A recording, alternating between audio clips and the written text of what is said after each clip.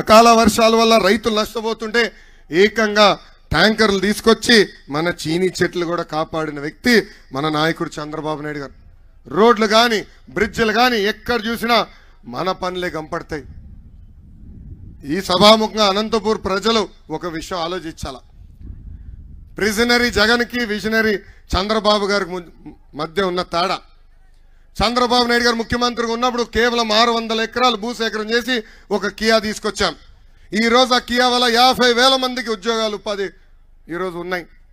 అదేవిధంగా ఈ ప్రిజనరీ జగన్ వాళ్ళ తండ్రి ముఖ్యమంత్రిగా ఉన్నప్పుడు ఏకంగా లేపాక్షి నాలెడ్జ్ హబ్ పేరుతో 8,844 ఎకరాలు భూసేకరణ చేశారు.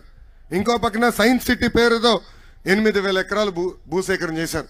అంటే దాదాపు 17,000 ఎకరాలు భూసేకరణ చేశారు. ఇక్కడున్న ప్రజలు అడుగుతున్నా, ఒక్క పరిశ్రమ వచ్చిందా? ఒక కంపెనీ వచ్చిందా? ఒక్కరికైనా ఉద్యోగాలు కల్పించారా? అందుకే ఈ సభాముఖంగా అనంతపురం జిల్లా ప్రజలకు నేను హామీ ఇస్తున్నా, ఆ భూములు మళ్ళీ తిరిగి ప్రభుత్వం తీసుకుని పెద్ద ఎత్తున ఉద్యోగాలు ఉపాధి కల్పించే బాధ్యత వ్యక్తిగతంగా నేను తీసుకుంటానని హామీ నేను ఇస్తున్నా. కరెక్ట్ గా పాదయాత్ర చేస్తున్న సమయం ఎవరైతే ఆ భూములు సేకరణ చేసి జగన్ కంపెనీలో పెట్టుబడులు పెట్టారో ఆ కంపెనీ దివాలా ఎత్తిందని చెప్పారు.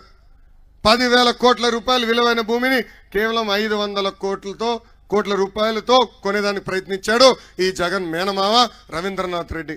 ఆనాడు నేను గట్టిగా మాడితే ఆ పనులు ఆపేసే పరిస్థితి.